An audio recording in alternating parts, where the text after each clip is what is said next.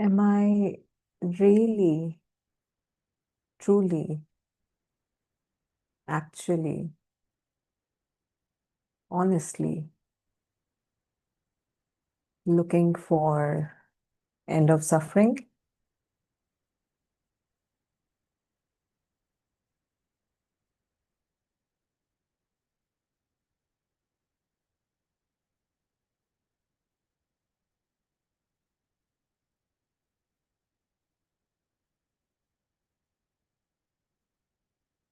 Or am I more interested in manipulating the content of my experience?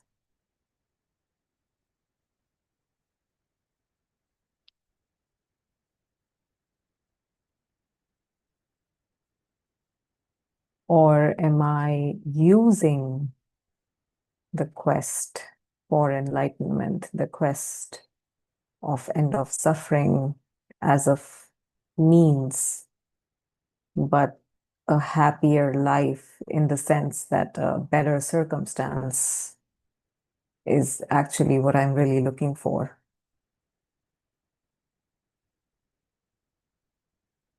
And that's why again and again,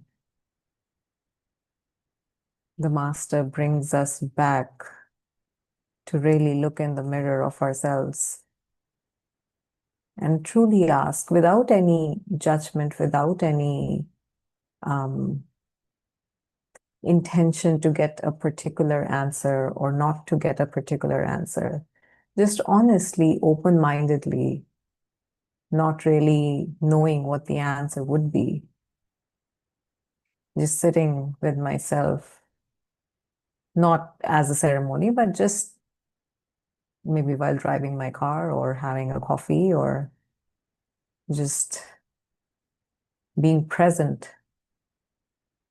What is it that I'm really looking for? What motivates all my perceptions or all my interpretations? What hurts me? What excites me? What makes me want to move in a certain direction? What drains me? When a friend messages me for hanging out, what does that feel like? What am I avoiding? What am I running towards? What am I trying to get more of? And these can be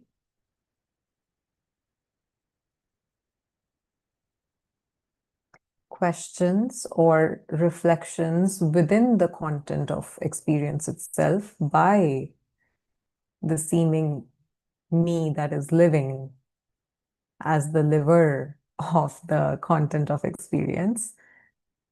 But really, if I can be honest with myself that, oh, I actually really like when I feel validated. Oh, actually, I really don't like when someone just goes quiet on me or ghosts me. Um, or I really like when I eat a chocolate cake. I really don't like when I eat a pineapple cake. Like, I don't want to eat that. I like my coffee with sugar, or I like my coffee black, no sugar. So just um, maybe on this level itself, we may want to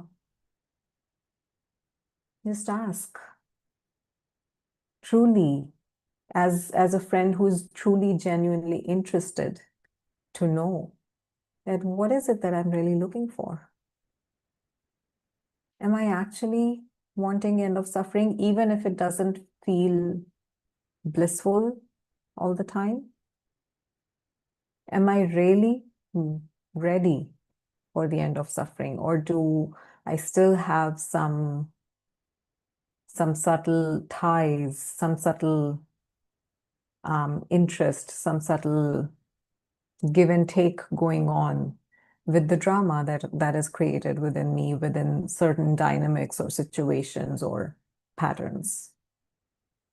And not to again shame myself or be hard on myself that, oh, I'm not earnest yet, or I'm not truly a seeker yet. Not to conclude anything out of it, but just curiously bringing awareness to how it is actually. And that may very well be the beginning of end of conflict. End of conflict in the sense that if I'm really able to accept that I want harmony in relationships, and what does that look like? Then coming to see for ourselves that, oh, what does harmony feel like? What does avoidance feel like in a relationship, or what does disharmony feel like? So if that's what I'm really looking for, then maybe I can give up wanting to convince myself that I'm really looking for end of suffering, and more of energy can be put towards the goal that seems to be the goal. There's nothing wrong about it. It's a nice thing to want. The manipulation or the self avoidance comes in play when the shoulds and shouldn'ts are so strong, even and especially being a seeker, that I'm not allowed to want anything else but God, or anything else but enlightenment, or anything else but self-realization. And any other desire or thought or movement in the system is judged by the self-police agent that is looking to shame itself or to shame the seeker in a way that, oh, impure thoughts, oh, cravings, oh, resistance, oh, avoidance. And if I were really able to see what my desires are, what my aversions are, what sits well with me, what doesn't sit well with me, without any judgment, if possible, then that self-appointed police agent can be laid off. It's not needed anymore, because there's no need to police around anymore, because I am not avoiding my human self anymore.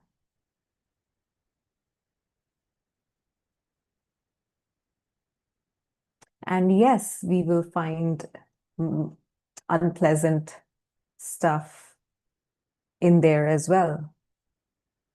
But we don't need the police to fix that or put that stuff in jail, so it doesn't overpower us. The only thing needed is just awareness that, oh, I have these healthy desires or movements according to a certain benchmark, because they're socially accepted or internally accepted or accepted in my family system, whatever the situation may be. And then these are the unhealthy movements, again, according to a certain benchmark, because nothing is absolutely healthy or unhealthy. They're only labeled that according to which angle we are looking at them from. So from the point of view of physical health, which means being free of any illness or sickness or ailment, not exercising, eating a lot of processed foods can be seen as unhealthy from that benchmark, from the benchmark of being healthy in the sense of physical health. And from another side, if we were to look at it from the benchmark of convenience or benchmark of taste or benchmark of ease of availability, let's say, or cost, maybe even, because sometimes organic foods are more costly than non-organic foods, and maybe that might be a factor or a benchmark that we are looking at it from. And so it might not be unhealthy from that benchmark. So the same pattern, the same habit, the same choice can be good and bad, depending on where it is being perceived from.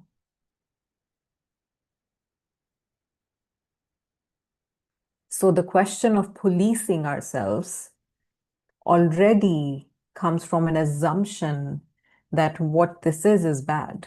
So hence it needs to be policed or gauged or put away. Put it in a closet until it becomes a skeleton. Forget about it. Push it under the rug so I don't have to look at it. Distract myself into world affairs or other habits or more of that unhealthy habit so I don't have to look at what's under the rug.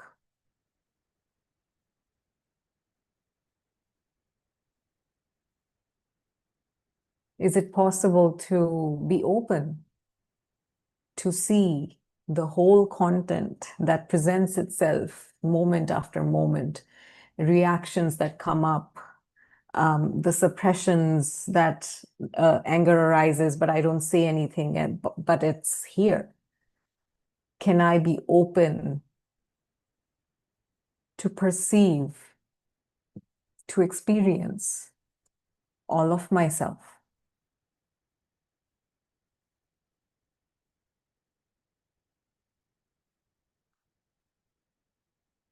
Not just the absolute self, but also the relative self, also the me, also the me that I'm trying to get rid of. Is it possible that the getting rid of mechanism, which is the police agent, can we fire it? I'm sure it'll find another job. It won't be an economic problem.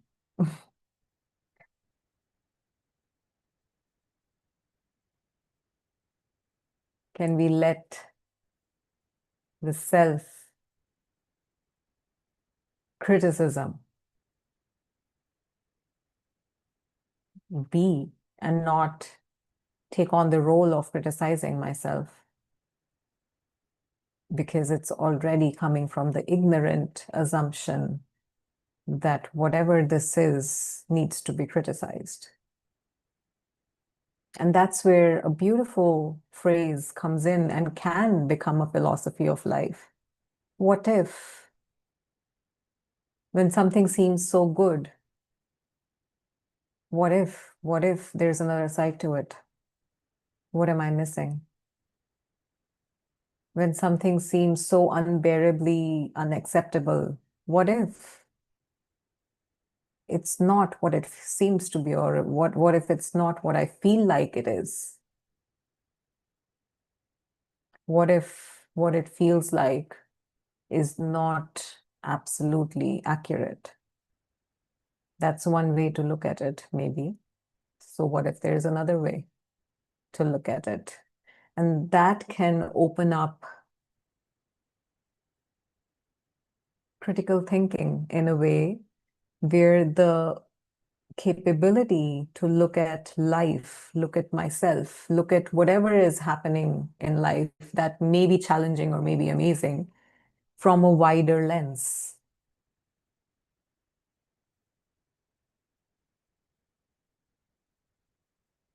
From the peripheral vision, not just the sharp focus that, oh, this is bad and I need to fix it, but it can open up and widen the perception.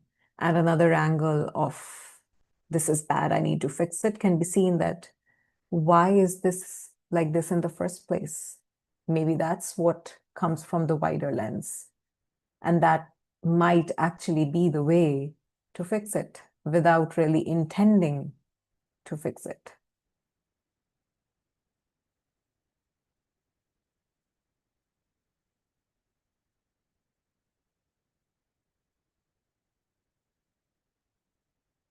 Provided that the intention or the intending to fix is coming from already having concluded that this is a problem and it needs to be fixed. It's unacceptable. that is a pure sign, reaching to conclusions about a circumstance, about a person, about ourselves, about a pattern, about a habit, about an experience, whatever it may be. But the quicker we find ourselves reaching a conclusion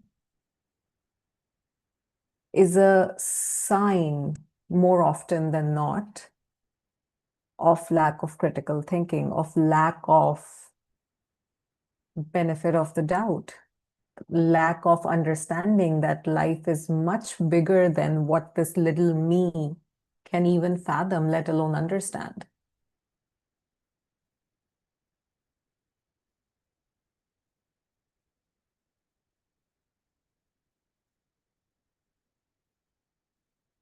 Holding on to conclusion without really the wider perception is arrogance. That is what we can even call blasphemy. The moment we think we know absolutely what this is, the point is lost.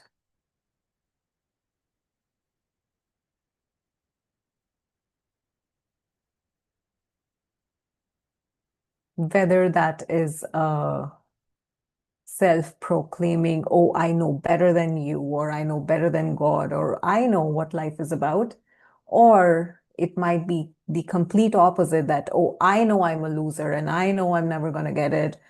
I am good for nothing. Nobody loves me. These are all conclusions. And they hold power in our system, whatever those narratives or those conclusions might be in our own personal scenario. They hold power over us, or they hold power to maintain themselves in the content of experience, even as an undercurrent, mostly, from where life is lived, because of the lack of the willingness to open up and really question that, is that really true? How does this make sense? Do I really have to believe it? And that very well might be the beginning of going inward. When there comes a moment of curiously wondering, just because I'm thinking it, just because it is felt in the body, just because that's what happened out there and it triggered me, and now I know they are not a good person. But is that really true? Do I have to believe it? Do I have to hold on to it? And just this mere innocent, purposeless, maybe even doubt does not contribute to the doubting mechanism, but actually is the beginning of the clarity arising.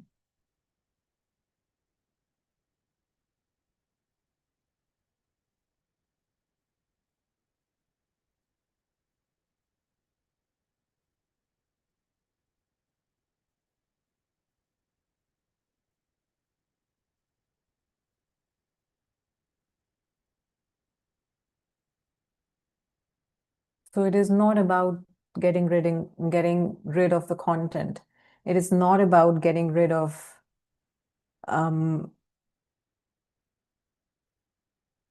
my habits. It's not about being a good person. It's not about being a perfect person. It's not about never being angry. It's not about changing our thoughts. It's not about even stopping our thoughts.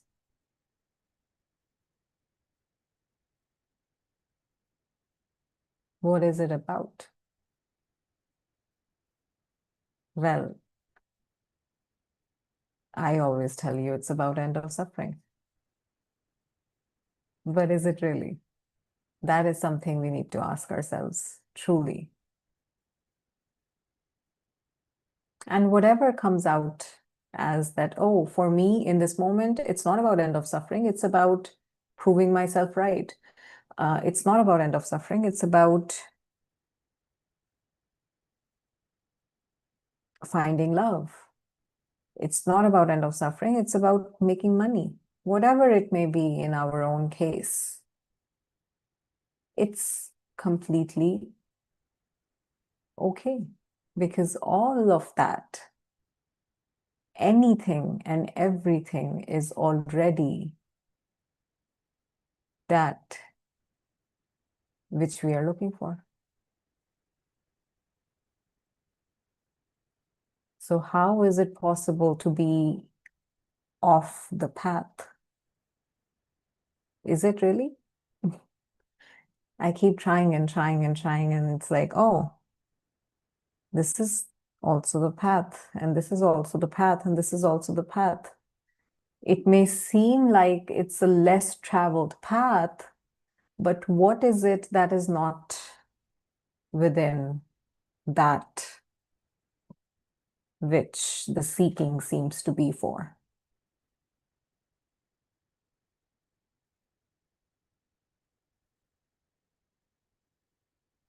The very seeking is another experience being experienced within that. So how can me, how can my experience be any less than that?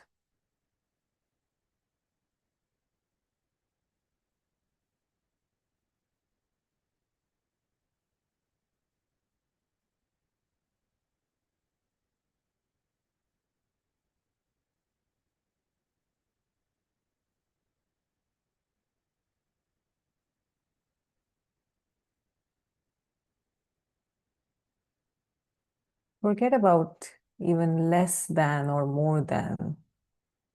How can it be other or different from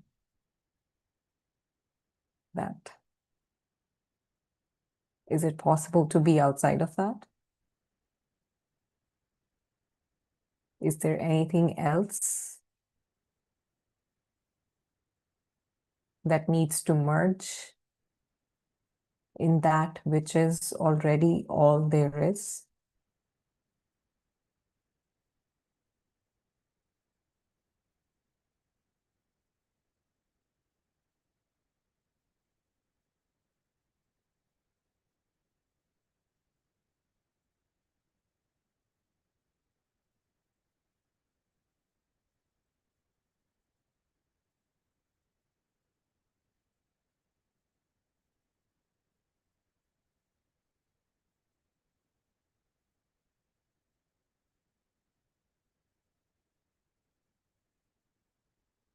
So then the paradox is, what am I really looking for?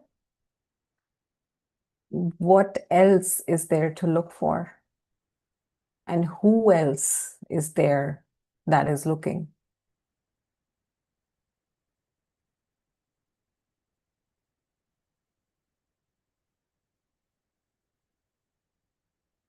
The subject and the object of the very looking is that, within that, made of that, arising and falling away in that.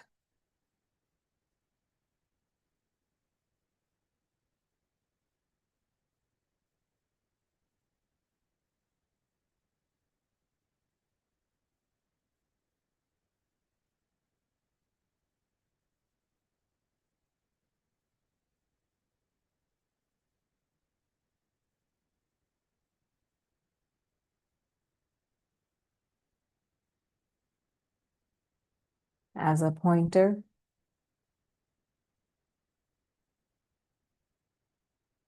this can pierce through the veil of postponement and ignorance and wanting to delay the very recognition of that. As a concept, it works and serves as a firing letter for that police agent that we were talking about. Because if it is all God's will, if all there is that, what is there to criticize within myself? The good is that, the bad is that, the healthy is that, the unhealthy is that. That doesn't mean that I just, if I have an illness, that I don't get treated for it. The illness is that, and the getting treated for the illness is that. And whatever the outcome of that treatment will be, is that. This is the very concept that lays the ground for surrender, for acceptance, for widening that lens of perception, where conclusions are not entertained without at least inquiring within ourselves that on what basis am I concluding it? What am I missing here? And if there is shame, guilt, blame, hatred, resentment, jealousy, pride, arrogance, worry, anxiety, regret, complaint, expectations, and then the hurt that comes after expectations not being fulfilled. If any of those are arising, they are conclusion mechanisms that can be questioned that, oh, look at that. I must be holding something true without inquiring it.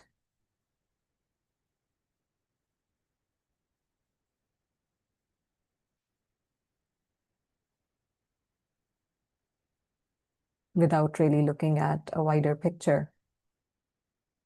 And looking at the wider picture makes one realize that it is actually impossible to look at the whole picture. The whole picture can never be fathomed by this little me, by the human mind. So it's never about looking at the whole picture. That's not possible. Well, if it becomes possible for someone, please let me know. I'd love to hear about that. But it comes back to the very concept that Ramesh used to use many times in his satsangs, that a painted object can never know the will of the painter subject.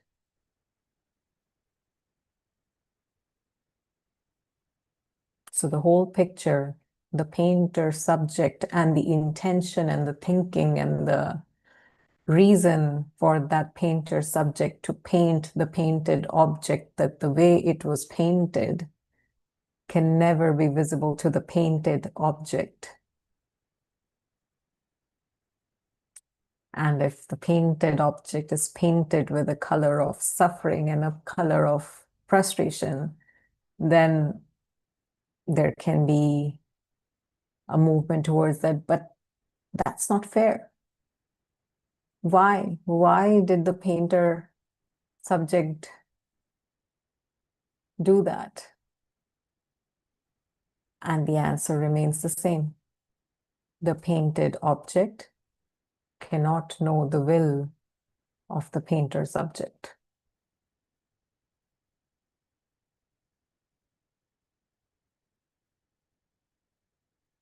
So we might as well be acquainted to the very painting without thinking that I know better than the one using the brush and brushing the paint.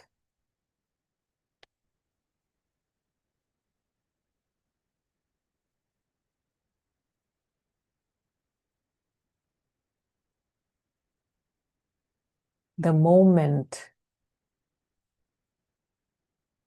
There is identification with the kind of thinking where, oh, I need to fix this. I need to change that. I need to hold on to that. I need to make sure that doesn't change or that does change. All of that thinking of doership is the painted object assuming innocently, ignorantly, the role of the painter subject. And if the widening of perception may happen for this painted object, it may realize that, oh, I'm not the painter. So it's not my job to fix anything. So why am I wasting my time, whatever that means, for the painted object? Why am I wasting my energy, time, existence in something that's not even how it is?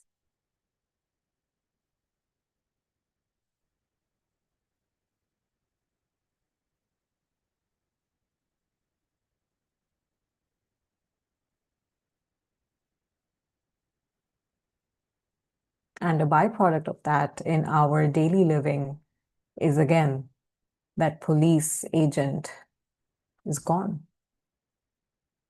I'm not sitting here within myself judging the other or judging myself or judging life or judging the circumstance anymore. Action happens, reaction happens, circumstance happens. Things are thought, taken action upon, outcomes happen, and then they either turn out to be pleasant for me, unpleasant for me, pleasant for the other, unpleasant for the other, and things move on, keep on moving on. The painting keeps on being painted.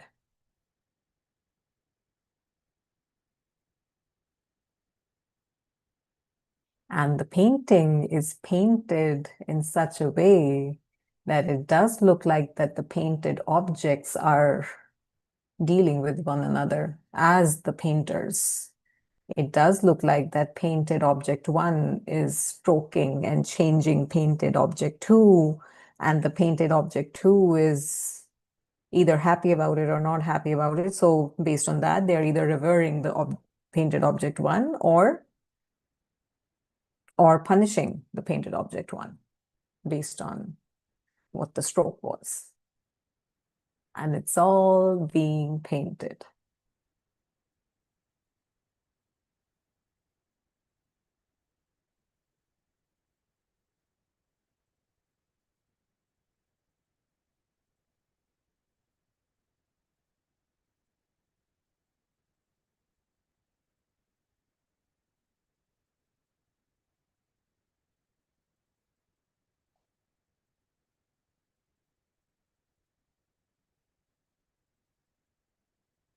So what am I really looking for is already being painted. So it's not a matter of wanting it to be a certain color or the certain painted object. It's just about looking at, oh, what is painted? What's already painted?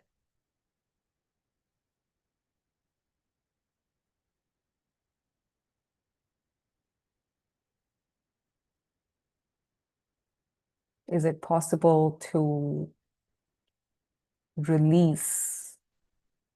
It is possible to stop believing all the shoulds and shouldn'ts that we're holding, that I should be like this or I shouldn't be like that. If I'm spiritual, it should look like this. I should not be thinking like that. I should be thinking like that. I should not be thinking at all. I should feel love all the time. I should never be angry. I should. Shouldn't. This whole game of I know how it should be because I know better than God, because I am the doer. Can this kind of thinking, whenever recognized in the system, be let loose? Again, not as the doer. It may happen, it may not. This painted object is supposedly stroking the paint on the canvas, and it may land, it may not land. Like Roger beautifully talks about that everything that is being said is a concept, which accurately so is a concept, not the truth.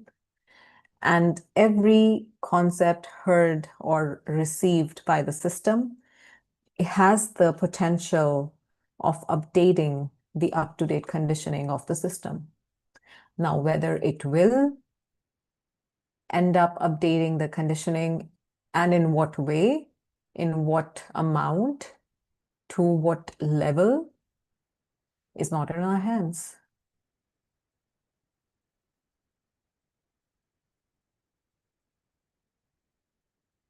So why do we want to control it? That's just another stroke of paint. It may touch me, it may not touch me. I'm not responsible for painting it. So let's just sit and relax and see what happens.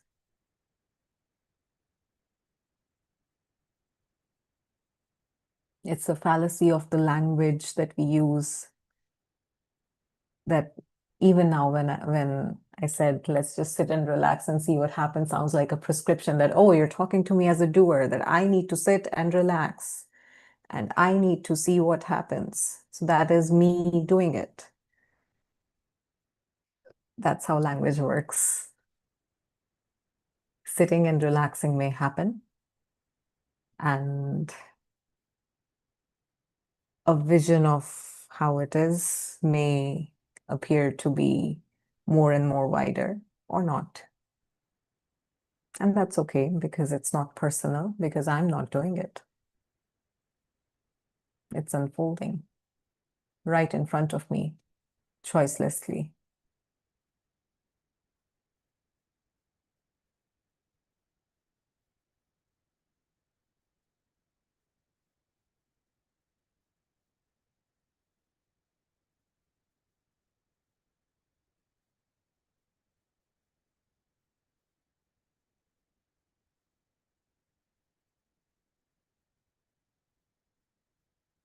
It is because of the fallacy of the language that many revered masters chose silence as their teaching. Ramana said silence is the highest teaching. The silent transmission.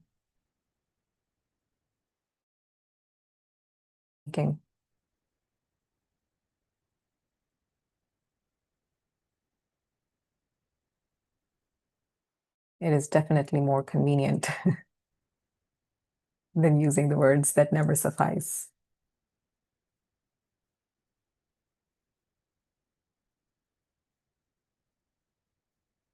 And yet, words do happen.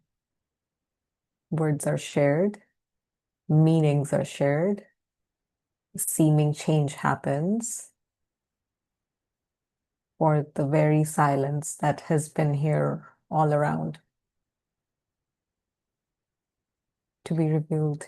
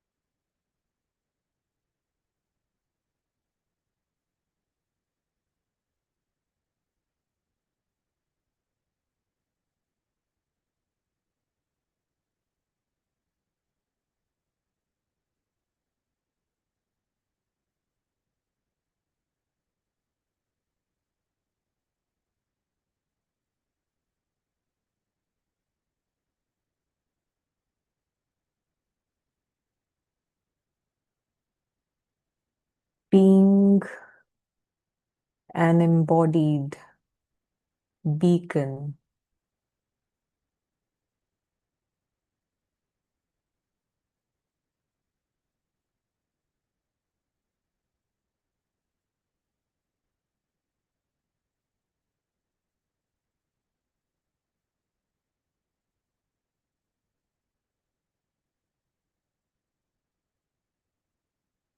of that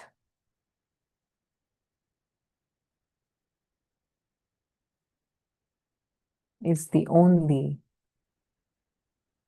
and the only, the one and only selfless service that can and needs to be offered in this world.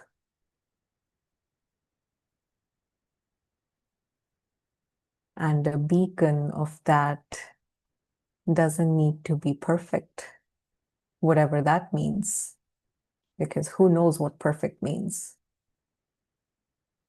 The beacon, the embodiment, just requires availability, just requires openness. It doesn't require silent mind, no thoughts, pure thoughts, never feeling like human. Feeling like human would mean the spectrum of positive and the negative. So never feeling negative, always feeling positive, or always feeling neutral.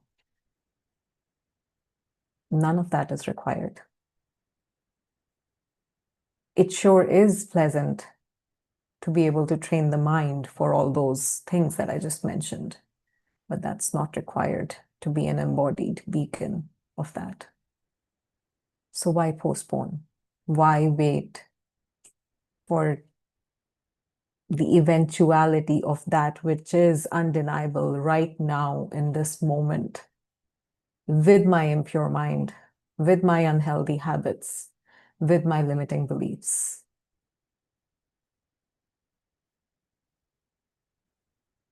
If there is only an availability to let all of that be without trying to get rid of them and without holding on to them as truth,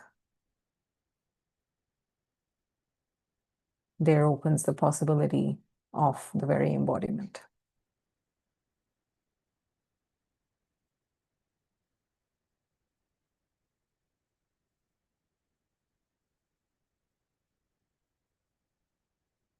And then while the embodiment seems to be going on, all that limited conditioning is open to morph or evolve or stay the same. Not as me, the agent of doing anything with it, but just the availability of the space available. That system has to now adjust to the grounding in myself, within which the whole shenanigan of the conditioning, good and bad, peaceful and suffering, all of it is open to modification, as it will, willed by the painter subject, which is not an entity. It itself is the painting itself.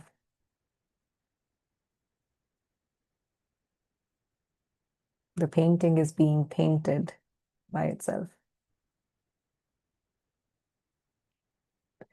Paradox.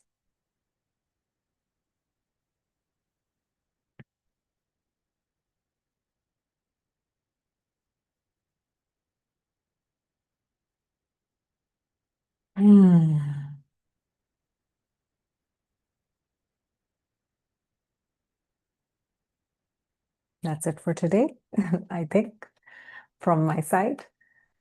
I do want to announce that after today's satsang, I'm planning to be able to host another 2 satsangs. So the last satsang for this Sunday series is August 31.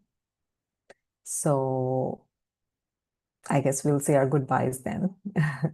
But just wanted to give everyone a notice, a heads up, that there are 2 more satsangs, and if there are any urgent arisings that are being called to be shared, I'll be happy to dedicate the next Sundays even to just conversations if that's what's called for, or otherwise we can just have them like we have them.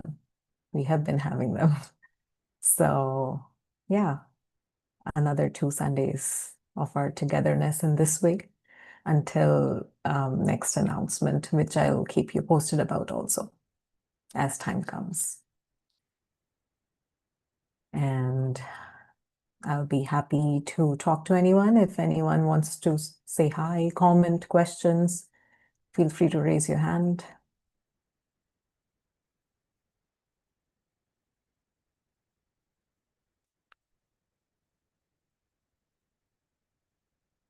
Ranko. Hi, Gurleen. How are Hi. you? Good. How are you? Me too, also. Good, good. Very good. Great. Yeah, interesting topic.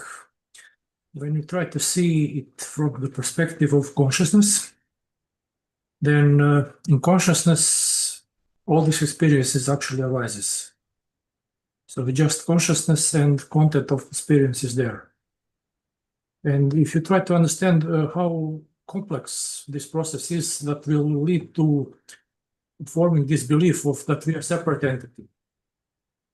Because you have to create a society with all kinds of these beliefs, and you have to create a sense of passing time and developing, and such a huge complexity, such a huge process in a way. And you have to believe that it's real. And then life puts these other beliefs that say, it's not beliefs, but you see that these beliefs are not holding water anymore. No, and all this complexity just falls down, you have no ground. It's very scary, I think. Very, very scary. I think for many seekers, this is a key point, when you see actually that you have no standing ground. All these beliefs that you have all so hard believed, so deeply rooted. And at one point, they are not. You have no ground. You can't hold to anything anymore. And still, this life is still happening. This experience is still happening. Then you're playing this game like nothing happened, but everything happened. You totally in open space. You have nothing. Amazing and scary at the same time. Yes, yes. It's super scary. It's like it's it's not an identity shift. It's like a total revelation of the facade that is the identity and everything else that comes from it. And yes, that's probably why it's called Dark Night of the Soul, because that's really what the experience feels like. It feels like, okay, well, this is how death must be. It does feel like death. And it thankfully it's not permanent also, just like everything else in life. Even that's transient. That lostness and like hopelessness and despair of like what the beat, like what's real? And sadly, the answer keeps coming is nothing, like nothing you can find. There's nothing to find that can be called real. And the moment that needing to find something real just tires itself out, a grounding starts happening in nothingness itself. It's that boundaryless, groundless space within which even space and time can be perceived. Well, again, we're using those labels, but in that experience, it's just that. And that's in that moment when that need to hold on to something somehow just tires itself off and just falls away slowly, gradually, or instantly, the embodiment starts to happen within this very life that is happening, relatively speaking. That's why we see that some people are so hard to offend or so hard to be shaken in life. Like anything can happen, and there are beings or the sages or enlightened beings. You just can't insult them. You can't shake them at all. Even you can crucify them and you can't shake them. And that is the embodiment that is bound to happen as the transitory dark night of the soul is fully lived, I guess. So yes, it is scary as hell and alive and freeing as heaven. So it's heaven and hell together. Yeah, like an ultimate price to pay for freedom, final freedom. Yes. Yes. Yeah. Yeah, because you lose attachment actually. You're not connected with this psychological part of yourself, because you are very, very tight psychologically. Whatever some other people will say about you, you will be felt offended, even if it's not meant to be actually to offend you in any way, but you Yes. will interpret it because of psychological structure. Yes. Content is like very, very heavily intertwined. Yes. But then you lose totally, you lose ground, you are in space, and it doesn't make sense anymore. Even if they want to offend you, who cares? Yes, it seems like a waste of energy to be channelized any of time or any of thought towards those 5 forms of sufferings, really. So there's nothing to feel ashamed about. There's nothing to blame anything to anyone for. There's nothing to be proud about. There's nothing to be worried or anxious about. There's nothing to expect because the transientness of this realm is directly experientially confirmed and perceived in that experiential recognition of that, the consciousness that I am, within which I, Gurleen, as an arising in that which I am, is going on, just like the seeming other, just like the mother and brother. Sorry, I didn't intend to rhyme, but it happened that way. So yes, it's just that's when how Krishna called it. It's Leela. It becomes a play. It's playful. It's not personal anymore. So in this framework, when they say suffering falls away, means that life is not taken personally anymore. And not taking life personally is a direct byproduct or consequence of a direct recognition of the transient, the unreality of this relative realm in which I am living as a human being, as blood and bones, with my blood reports and diet and exercise regime and relationships and all of that. Yeah, it's been seen totally from a different place. When you're just listening for concepts, if you're thinking one is still active, it will interpret it differently. Will have some kind of distorted picture of the whole thing. But actually, when you see it from that perspective, then it's total game changer. Nothing is the same again. That's Totally very true. unexpected. Totally, you get surprised. Totally surprised. Yeah. Yeah. Yeah, there's no need to make sense of any of it anymore because that it's just obvious. It's right in front of me. Like, what is there to be suffering from, really? And even if the suffering arises, if there's still suffering left in the system, there's no need to even worry about that suffering anymore. Because yeah, it just doesn't make sense anymore. And I may not even remember any of the concepts that I may have listened to for years and years and years and imbibed and learned and practiced upon. They may not appear in my conscious mind at all. And yet, even the suffering, if there still is some suffering in the system, has lost its power to affect in the way that it used to.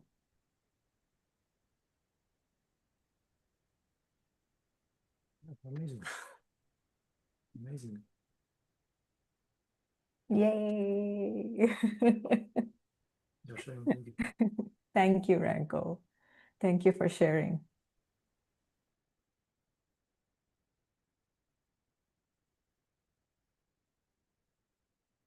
Shiv.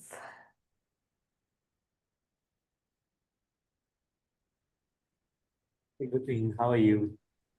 I am very well, Shiv. How are you? Mm. Like somehow, like last satsang, we also talked about that sense of lack. And just before your satsang yesterday and even today, somehow I felt it again. And you also touched that topic, like what do you really want? And as you were exploring that, I could, it's not really the absence of suffering that I am looking for. I could see it. And I was recollecting experiences where, I felt so close to people and in relationships, maybe romantic relationships. And I remember how alive I felt even though I was suffering. It's so strange, but um, I felt alive. It's like that Eminem Rihanna song, no? Just gonna stand there and what is it? Let Watch me me burn. burn. Watch me burn. Yeah. That's all right because I like the way it hurts. It's convoluted in a way, I guess. Maybe it's not, but I was remembering all that, and then later, as you went along, you're talking about what is it you really want, and then you said maybe it's love. That was in just passing. You mentioned that one word, and somehow that tightness or that longing or that sense of lack, something it felt like one knot was undone, and it kind of just subsided, and that made me question whether it really is love that I want. Because once I noticed it's love that I want, it wasn't even there. Why did that subside? Did I want to just get an understanding, or that was also odd? And as you said about that wider lens and all that, for years and years, I remember how much I explored all this. And one sense could be that you're looking for love because evolutionary biology, you need to pass on your genes and all of that. Then there's the psychological stuff about how your childhood was and how you had a need for care and how that was met, that created habits, and they come up in different life situations. Then somebody else says that it's spiritual, that ultimately all your longing is a longing for God and union with Him. So many others. And there's the artist perspective, writers about how it's about being your heart being broken open by life so you can appreciate the minor, more sensitive. You need to become more sensitive to the minor pleasures and the subtle pleasures and the pains that people carry, to see through their veils, their masks, all of that. So all of this has been going on, and what is my point? My point is I don't know what I want, and but as you said, like I said just now, that once you said it's love that I want, and somehow it just subsided, that sense of lack. But afterwards, when you said that there won't be any satsang anymore after 2 weeks, then again that thing came up. And Oh.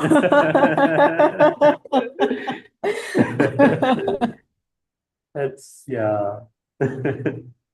But yeah, it does. I know we are laughing about that sense of lack, but it hurts. It hurts Yeah, bad. yeah, And might as well keep it light. And I'm glad that you can laugh with me about it. I want to go back to the point where you said that when the word love was heard, that sense of lack kind of subsided in a way as if it has gotten what it needed. So yes, the sense of lack is somehow appearing or appears as a need for something, as a need for something. So what happens is that the attention with full force of life goes on the something, the object of what is needed for fulfilling the lack. That's just how it is programmed to be. So it's like a software program which has an if then else statement that is saying that this program will keep running until something from out there is entered for this program to be fulfilled, to be complete. So in the search for completeness, we think that we are looking for something that the sense of lack feels to be needing. However, what we are really looking for is this sense of lack to fall away. Nobody loved you in the moment that the word love was heard, and the sense of lack fell away. It's about the sense of lack being absent. Then nobody cares about love. I only care about love because I feel a sense of lack, and I feel like that love can fill that lack. Because that's what this program in Shiv is designed to be projecting upon: approval, love, validation, fame, money, whatever. But it's really about the sense of lack. It's not what it's looking for. So the question of what am I really looking for is actually designed for one to reach to that something that you already have an idea about. So now, am I ready to look that it's really the sense of lack that is the suffering, whether or not whatever it is looking for, that's something, it's not about something that it's looking for. It's not about love, let's say, in this example. It seems like it's about love because the moment I feel loved, I'm like, like life, nothing needed.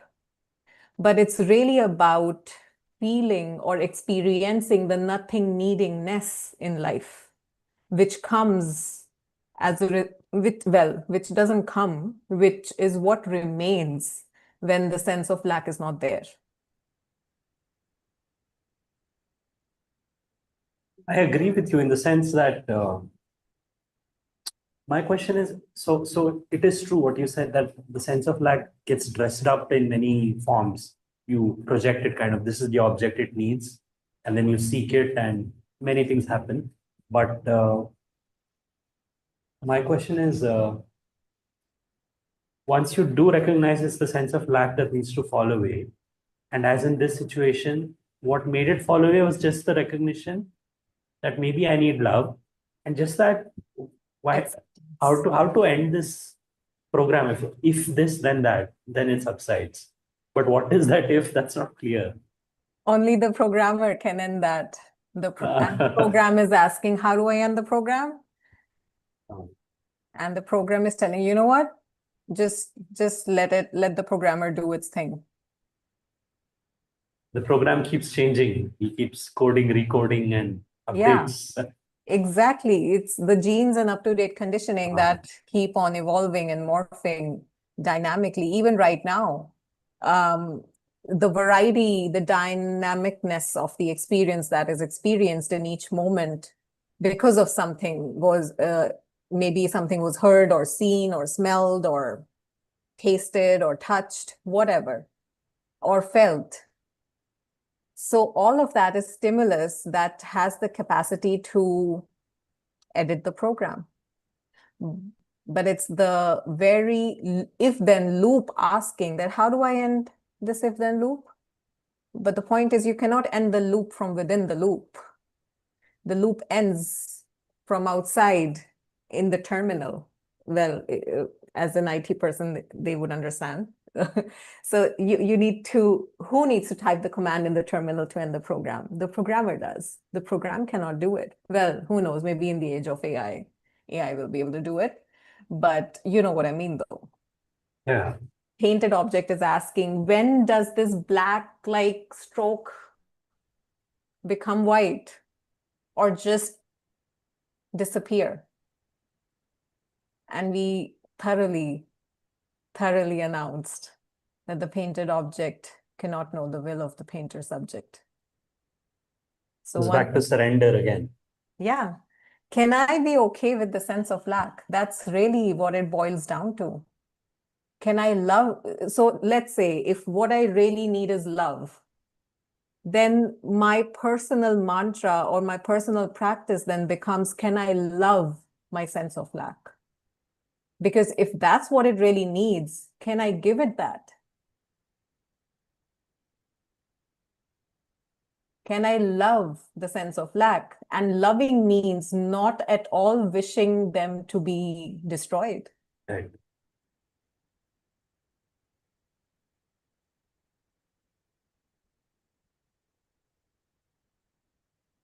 I still want to say I'll miss these satsangs. Thank you for all these beautiful sessions.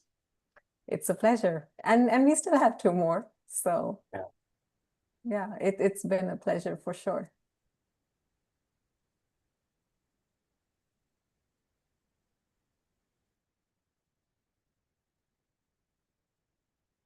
Renee.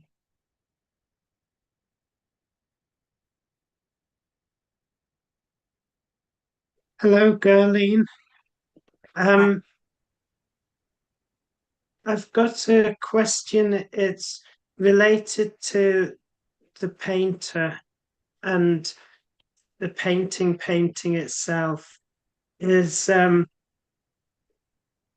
you think that there is any point in praying? You do. I ask because a lot of people ask me to say prayers for them. Well, especially my mum. She'll ask me to say prayers for this, that, and the other.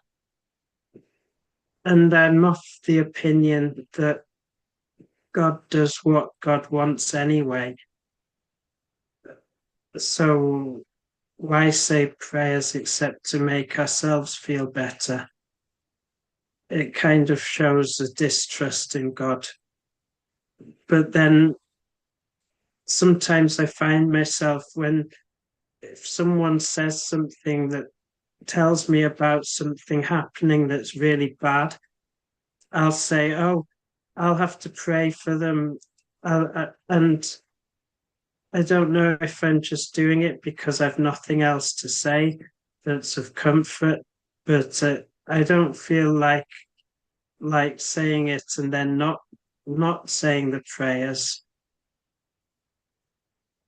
But I find it hard to pray thinking that God will just do either do that anyway or not do that anyway. Yes, that's a beautiful question, Renee. Thank you for asking. Praying is a divine experience. Praying is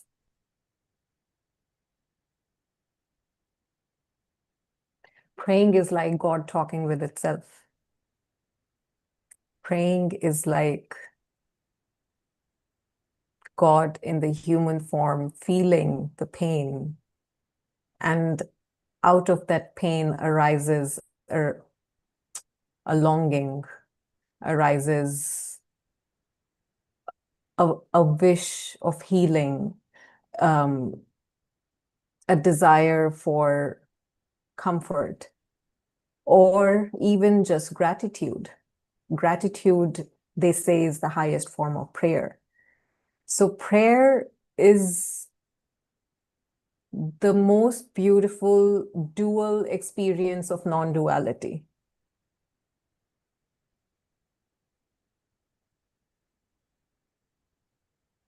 And it is the very mechanism that can lead to recognizing that the painter and painting are not two. So if let's say a painted object is praying for something regarding the painting to the painter subject, it is not like that I am sitting outside of the painting with the brush as the painter subject, and then I'm getting a request from the painting. The painter and the paint too, the very desire to pray is arising within that to whom we are praying. But yes, as you mentioned, that praying for this and praying for that can become like a crutch, because I don't want to look at something, because I don't like a circumstance, or because I am trying to change the flow of life, because that's what I believe my happiness will lie in. So yes, we sometimes use prayer as like a business transaction with God, that please do this, please change this, and I will give this up, or please change that, and I will chant your name, or whatever. It can become a business transaction where, like, okay, you give me this and I give you that. And that would not be and it works also sometimes, because it's just such a wonderful manifestation that everything works and nothing works. It's just a matter of how the flow of life is designed in that moment. So sometimes things like law of manifestation and law of attraction and all those manifestation narratives and philosophies, frameworks that are out there, they all work. And yet, the highest prayer is silence. But yes, when there is a desire to pray for someone or something, not for my own benefit, and even if it is for my own benefit, let's say that I feel better by praying, there's no harm in it. No. And I hope I'm not asking you too much, but do you recommend meditation for someone? I mean, I've not had any awakening. I don't think I'm anywhere near any awakening. Do you think meditation is useful?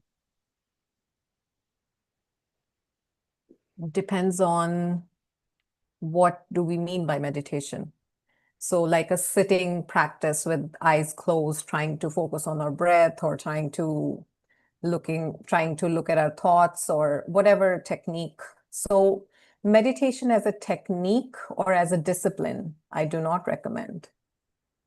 No. That can be another action that the doer mechanism loves to take hold of, and that police agent is back.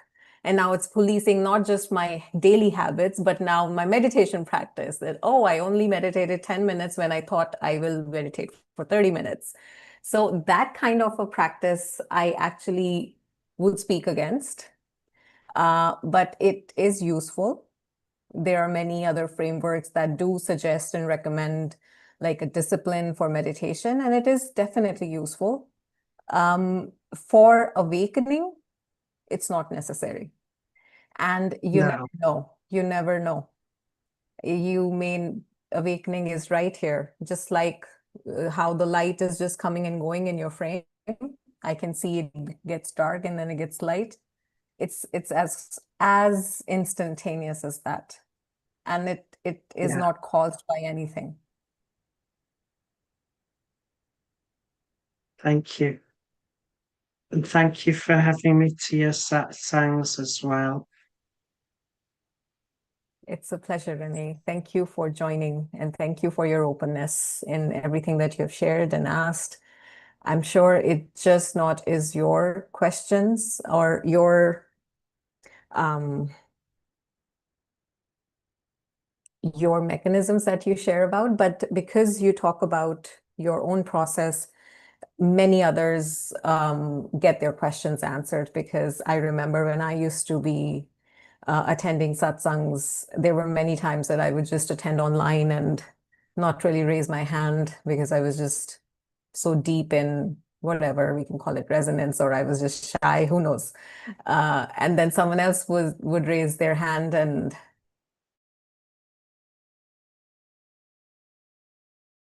but somehow the answer was directly related to me.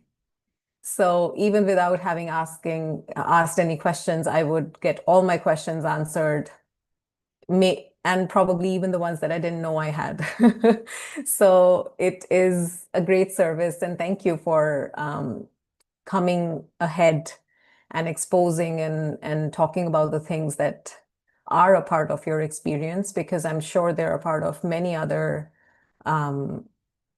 many of us experience those things as well, and it is a great help to be able to talk about them through your medium. So thank you for that.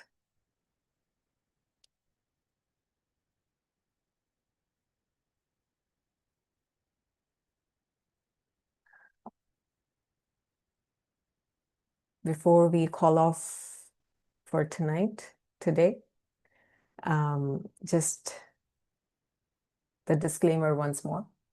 Everything that is shared here or anywhere is a concept and not the truth. There is no absolute truth that can be shared in this way. It's all relative. It's all relevant or not.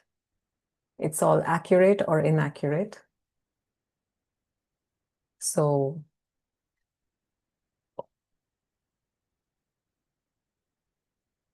the intention of this disclaimer is to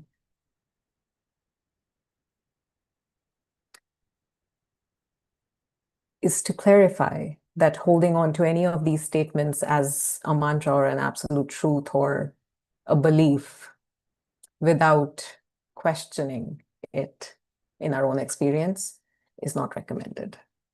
But you're not the doer. So remembering that also. Thank you, guys. Thank you so much for your time. Until next Sunday. I love you all.